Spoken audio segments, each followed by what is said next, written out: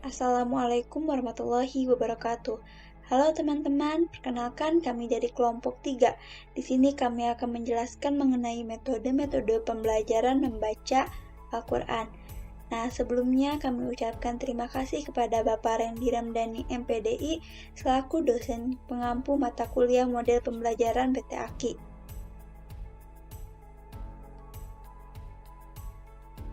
Nah, untuk anggota dari kelompok 3, saya akan memperkenalkan satu-satu. Yang pertama itu ada Iklimun Nurul Fudla, saya sendiri dengan NIM H20180.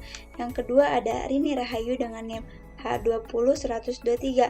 Yang ketiga yaitu ada Siti Zahra Nur Solihat dengan NIM H20158. Nah, langsung saja menuju materi. Yang pertama itu ada metode qiraati yang akan dijelaskan oleh saya sendiri. Nah, pengertian dari metode qiraati yaitu metode qiraati adalah suatu cara yang teratur dan sistematis dalam proses pembelajaran Al-Quran yang menekankan pada aspek bacaan dan disampaikan dengan sistem klasikal dan individual yang nantinya akan dihasilkan kemampuan membaca Al-Quran dengan benar.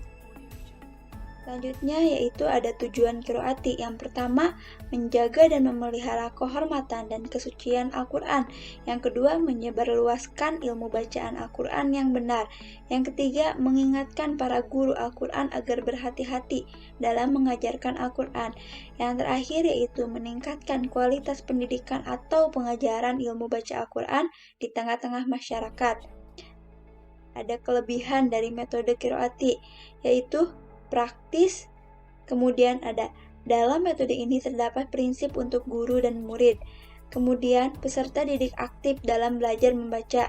Selanjutnya, siswa walaupun belum mengenal tajwid, tetapi sudah bisa membaca Al-Quran langsung fasih dan tartil dengan ilmu tajwidnya. Nah, yang kelima itu peserta didik menguasai ilmu tajwid dengan praktis dan mudah. Yang keenam, pada metode ini setelah khatam meneruskan lagi bacaan gharib. Nah, yang terakhir, jika santri sudah lulus 6 jilid beserta gharibnya, maka dites bacaannya, kemudian setelah itu santri mendapatkan syahadah jika lulus tes. Selanjutnya, kekurangan metode qiraati. Anak tidak bisa membaca dengan mengeja.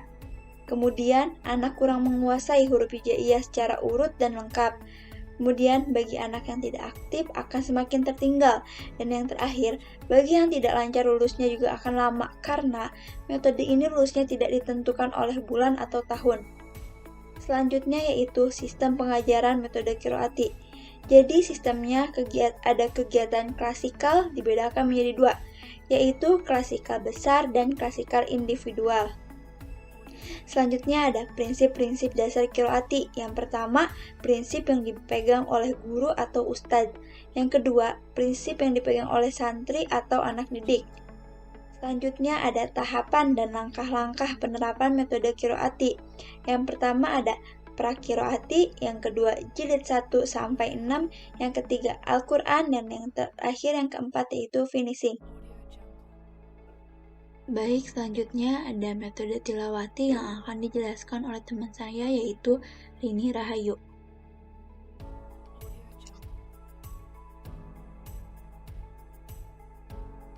Baik, selanjutnya saya akan menjelaskan tentang metode tilawah. Yang pertama yaitu pengertian metode tilawah. Metode tilawah dalam pembelajaran Al-Quran yaitu suatu metode atau cara belajar membaca Al-Quran dengan ciri khas, menggunakan lagu ros dan menggunakan pendekatan yang seimbang antara pembiasaan melalui klasikal dan kebenaran membaca melalui individual dengan teknik baca simak.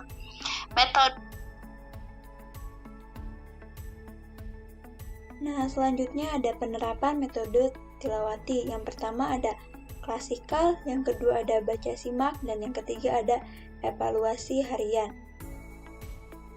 Nah, selanjutnya yang ketiga ada metode umi yang akan dijelaskan oleh temannya saya yaitu Siti Zahra.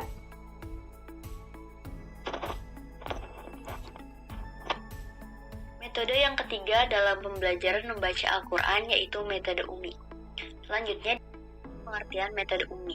Metode UMI adalah salah satu metode membaca Al-Quran yang langsung memasukkan dan mempraktekkan bacaan tartil sesuai kaidah ilmu tajwid dengan menggunakan pendekatan bahasa ibu.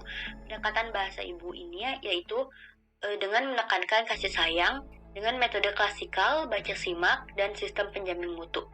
Selanjutnya, metode UMI.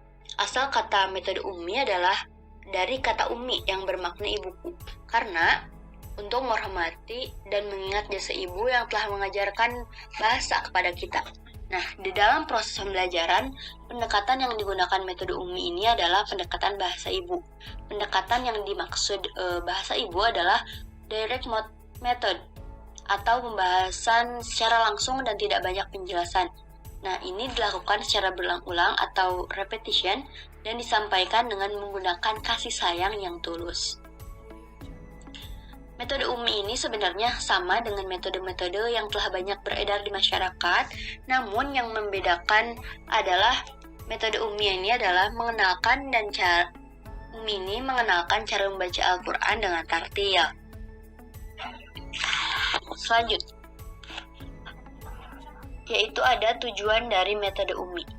Tujuan dari metode UMI adalah untuk memenuhi kebutuhan bagi sekolah-sekolah atau lembaga dalam pengelolaan sistem pembelajaran Al-Quran yang secara manajemen mampu memberikan jaminan bahwa setiap siswa yang lulus dari sekolah, mereka dipastikan dapat membaca Al-Quran dengan tartil.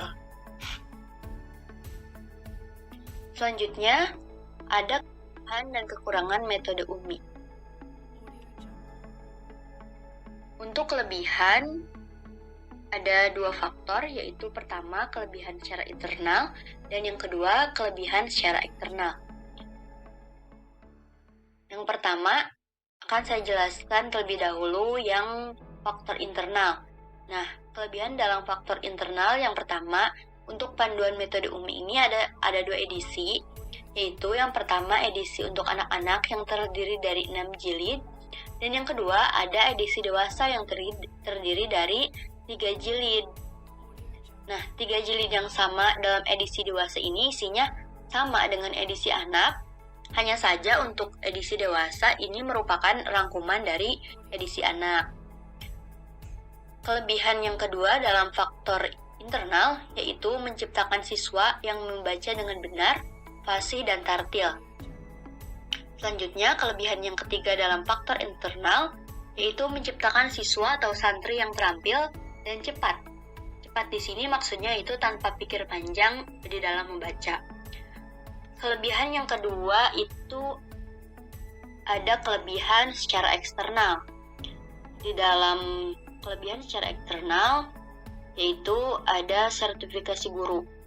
Nah, sertifikasi guru ini untuk lulusan sertifikasi ketat demi menjaga kualitas metode UMI. Selanjutnya, dalam metode UMI ada juga kekurangan.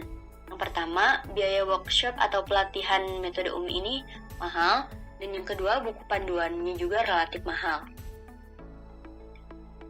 Selanjutnya, ada tahapan pembelajaran metode UMI.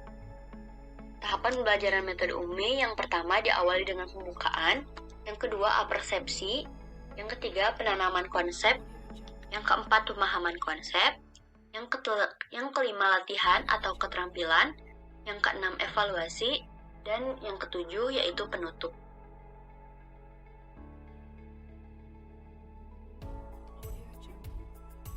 Selanjutnya, urgensi metode UMI dalam pembelajaran membaca Al-Quran. Penerapan metode UMI ini untuk memudahkan para siswa dalam memahami dan membaca Al-Quran. Atau dapat dikatakan juga bahwa adanya peningkatan kualitas belajar siswa yang baik karena metode pembelajaran yang berkualitas diterapkan oleh guru.